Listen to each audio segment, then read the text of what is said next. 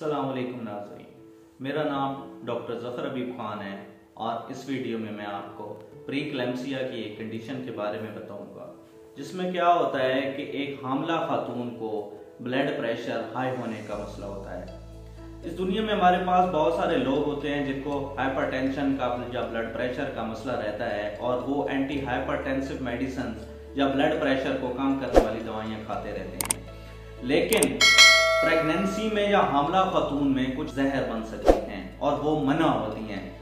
उन मेडिसिन के बारे में मैं आपको बताऊंगा। उनमें हमारे पास सबसे पहले एस इनहिबिटर्स आ जाते हैं। एस इनहिबिटर्स क्या होते हैं? इसको हम एंजियोटेंसिन कन्वर्टिंग एंजाइम इनहिबिटर्स भी कहते हैं। इनमें हमारे पास कैप्टोप्रिल जैसे कि कैपोटीन, लिजिनोप्रिल और इनालप्रिल जैसी मेडिसिन आ जाती हैं।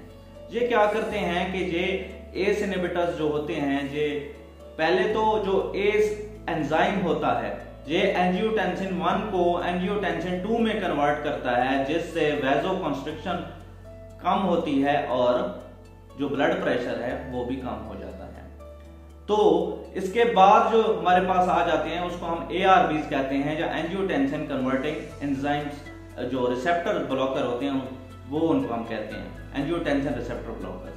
इसके बाद इसमें जो मेडिसिन आ जाती हैं उसमें हमारे पास इल्मीसार्टान, वेलसार्टान और इर्बिसार्टान आ जाते हैं। इसमें क्या होता है कि एंजियोटेंसिन के रिसेप्टर्स को ये दवाइयां ब्लॉक कर देती हैं और जिससे ब्लड प्रेशर लो हो जाता है। तो इसमें